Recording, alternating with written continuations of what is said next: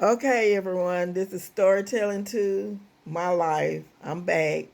Um, I'm gonna bring you up to speed and let you know um, something that I forgot to really say in the first video.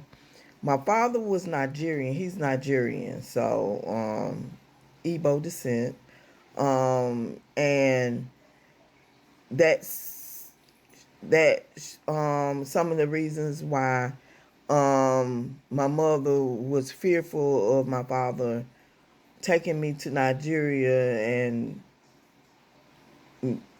and she was afraid of me going and not the family, because she thought he was trying to kidnap me and move me away to Nigeria, and she didn't know what he was gonna do to her.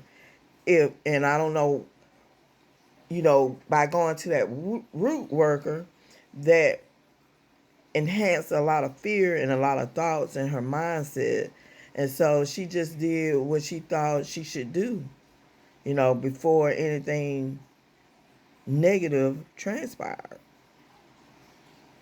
But with that being said,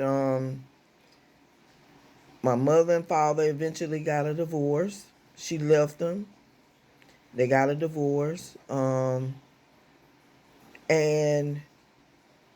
I was hurt because I wanted my mom, I wanted my dad, and I was hurt. I had to deal with a lot of hurt feelings, a lot of loneliness. I felt like I was rejected because, everybody else was doing their own thing. But to be honest with you, I think it was just a setup for God to move in my life. Really, I do. Um, my mother, she did the best that she knew how to do, but I don't think, in my opinion, I think she was afraid. She didn't know how to go about creating, making things happen for herself. It was like she succumbed to the status quo, and she didn't fight for what she wanted at the time. So that's how I felt that went on. Um, Picking up from where I left off, I finally get a chance to go to college. I ended up getting accepted into. I was gonna leave and go to Michigan at first. I had got accepted to Albion College in Michigan, but Albion was going through a. It was a private school, and they were going through a lot of changes, especially in the financial aid department. A lot of changes. My my father was looking forward to me going up there. My mother, not my mother, my godmother was looking forward to me going up there. You know, just a whole lot of changes, and I changed my mind at the last minute because I was like, well, if they're doing all these changes and I don't have the money to go, then I need to just stay in Georgia. So that's what happened. I stayed in Georgia, and I attended the first 3.5 to 4 years at Georgia College. I didn't finish there, but I did attend there. Um, During some of those days and times when I was in high school, I was visiting my dad, and at that time he had my stepmother. And to be honest with you, me and my stepmother, we weren't amicable. It served certain purposes. We were okay one minute, and then the next minute, whenever she wanted to rage or call me a bastard or take on a different perspective, she did. And I felt like I had to defend myself. Because, anytime someone is going to attack you, you're going to defend yourself because you don't want to get hurt. And, you're going to try to defend yourself. So a lot of times I would visit and that kind of thing would happen. And I felt like, what's up with this? Why is dad putting up with this? I'm his oldest child. So, a lot of those things happened. A lot of those things transpired. And it made me feel some type of way. I'm coming up there so that I can get name brand clothes and shoes and be a teenager at that time. At that time, I wanted to be accepted in school. I wanted to be accepted wherever I went. I didn't want to be thrown away anywhere.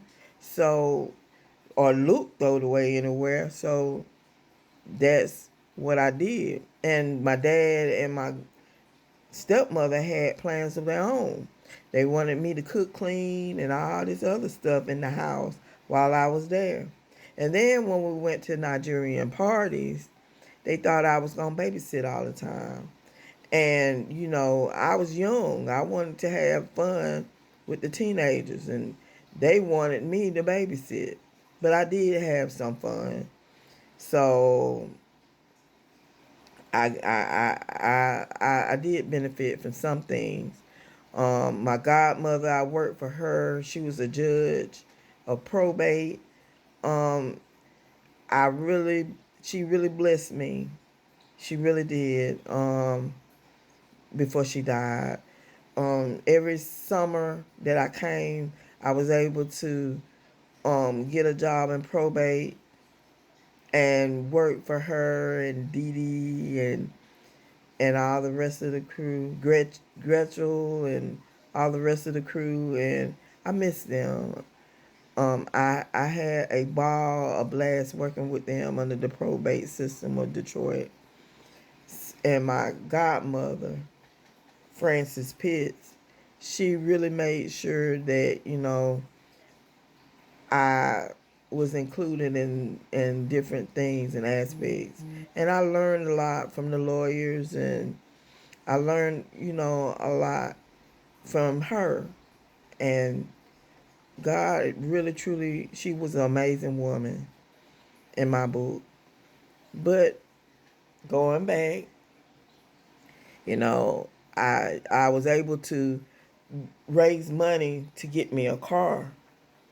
And that wasn't always easy. My uncle, my aunt's my aunt's husband, who helped to get rid of my money, my mama's money.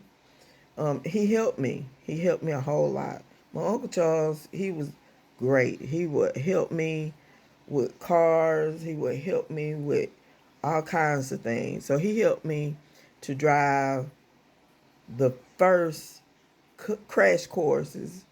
My mama had to pay him something for doing it, but he did. And I learned a crash course on driving, and I got my car paid for cash. Um, Basically, a